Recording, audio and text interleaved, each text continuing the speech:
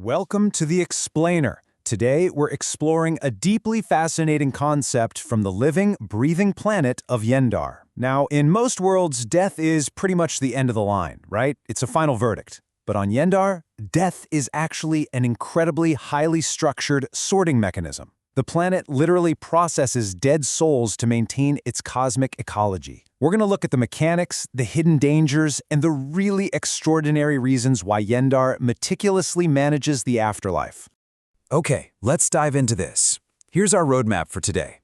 We'll start with death as a curriculum, then move to the 3 paths to rebirth, followed by the death count system, the off-worlder problem, and finally, Fantasm, the afterlife metropolis.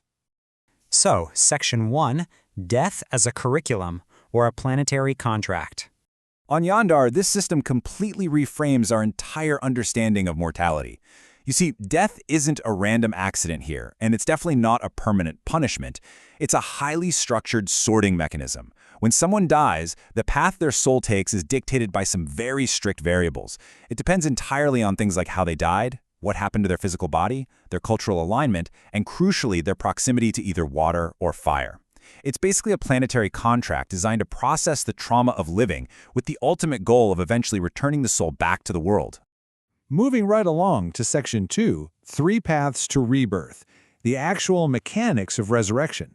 Yaenddarr uses 3 distinct resurrection paths to bring souls back to the land of the living, and we can essentially categorize the entire afterlife system into these 3 lanes. You've got the Elixian waters, which is the sacred waterborne rebirth. Then there's the Darkwood cycle, a universal death realm cycle that's usually triggered by cremation. And finally, Unix revival, which is a rare medical intervention. Every single soul on the planet walks one of these 3 paths. So let's break them down a bit. Let's start with the Elixian waters. This is the sacred path. Deep in the Elysium forest lie the Elysium lakes and ponds. And because all waterways on Yaenddarr eventually flow into the Elysium forest, native bodies placed in rivers naturally make their way here. Once a corpse reaches Elixian, well, the water works its magic. It automatically restores the physical body, completely erases any trauma, and refreshes the soul.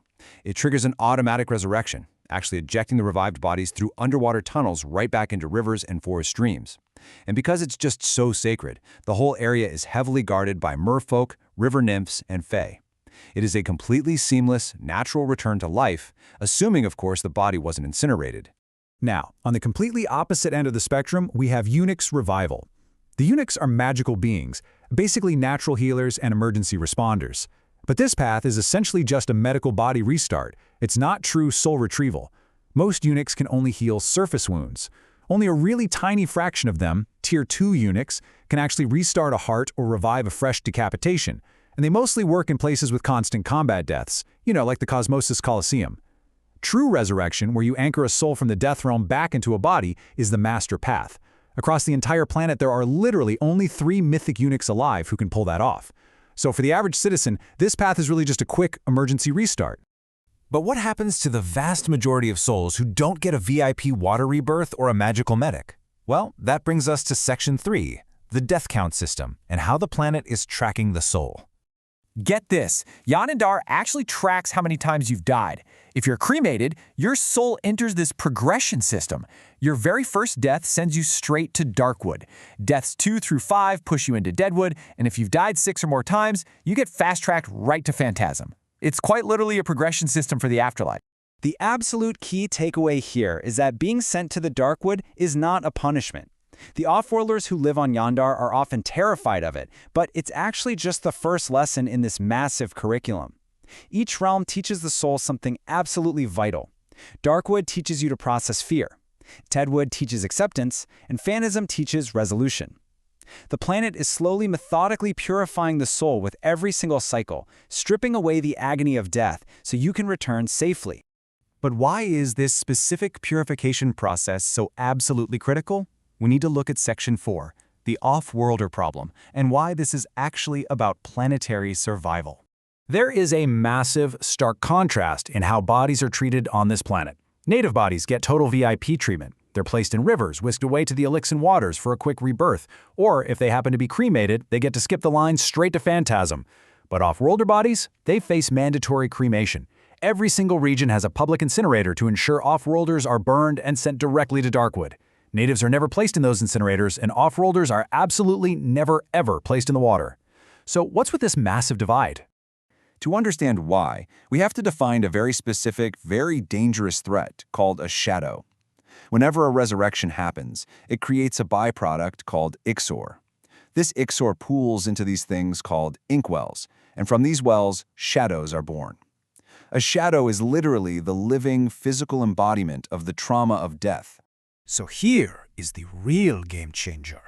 The sacred Elixian waters are perfectly designed to purify native trauma, but they absolutely cannot absorb the unresolved alien trauma carried by off-worlders. If an off-worlder is placed in the water, the resulting shadow is catastrophic. Off-world shadows are immensely stronger, violently unstable, and wildly unpredictable. A single off-world shadow can completely dominate an entire jungle sector and destabilize the whole planet's biome. This right here is why the sorting system is so ruthlessly enforced. Mandatory cremation for off-worlders forces their souls into the Darkwood, where their massive alien trauma can be processed safely in the spiritual realm, rather than birthing an absolute monster in the physical one. You see, this is not cultural prejudice, it's not symbolic. It is a brutal but necessary mechanism for planetary survival. The planet sorts its dead to protect the living. All right, let's lighten the mood a bit. Once a soul has finally cleared all that trauma and learned the lessons of the lower realms, where do they actually go? Section 5, Fantasm, the Afterlife metropolis, or as I like to think of it, the final waiting room. Once you hit death number 6, or you finally resolve your trauma, you end up here. Fantasm is this impossibly bright, chaotic, self-indulgent mega metropolis. It's literally Vegas for the dead, Cancun for ghosts. It is an endlessly entertaining waiting room where death just becomes a lifestyle. But you can't just walk out the front door of Fantasm and head back into the land of the living. There is a serious bureaucratic queue you have to get through. To get resurrected from here, you have to gain emotional stability, clear your trauma, secure a highly coveted ritual slot, and finally get assigned a Reaper worker to pull you back. The queue is incredibly long, but honestly, the city is so distracting and so much fun that most souls voluntarily just stay for years before even trying to leave. Fantasm doesn't force you out. Returning is completely up to you. Which brings us to the ultimate question of Yaenddarr's cosmic ecology.